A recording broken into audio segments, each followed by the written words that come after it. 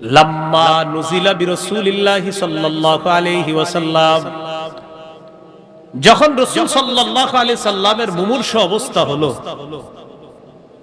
নবীজি কি করলেন? মুমূর্ষু অবস্থায় তাফিকা ইয়াতরাহু খামিসাতান আলা ওয়াজহিহি, রাসূলুল্লাহ সাল্লাল্লাহু আলাইহি সাল্লাম একটা কাপড় দিয়ে নিজের চেহারা মোবারক ঢাকলেন। নবী ইন্তেকাল করবেন, ওই মুহূর্তে একটা কাপড় দিয়ে নিজের চেহারা মোবারক ঢাকলেন।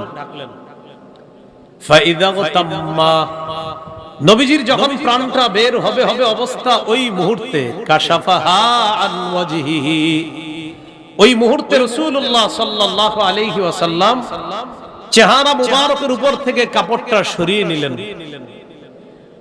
নবীজির যখন মুমূর্ষু অবস্থা, তখন চেহারায় কাপড় রাখলেন, আর যখন প্রাণটা বের হবে তখন কাপড়টা সরাইলেন, সরায়া বললেন, লানাতুল্লাহি আলাল ইয়াহুদি ওয়ান নাসারা, ইহুদিদের উপর আল্লাহর অভিশাপ, খ্রিস্টানদের উপর আল্লাহর অভিশাপ।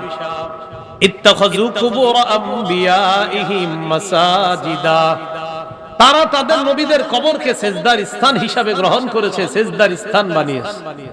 ইউহাযযিরু মা সানাউ, নবী নিষেধ করে যাচ্ছে, সতর্ক করে যাচ্ছে, উম্মত আমার ইন্তেকালের পরে কিন্তু আমার কবরকে আবার তোমরা সেজদার স্থান বানাবা না। অতীতের জাতি তাদের নবীর কবরকে সেজদার স্থান বানিয়েছে, এই জাতীয় কাজকর্ম কিন্তু তোমরা করবা না। আল্লাহ আমাদের সকলকে কবর কেন্দ্রিক সেজদা, শিরিক, বেদাত থেকে বাঁচার তৌফিক দান করেন।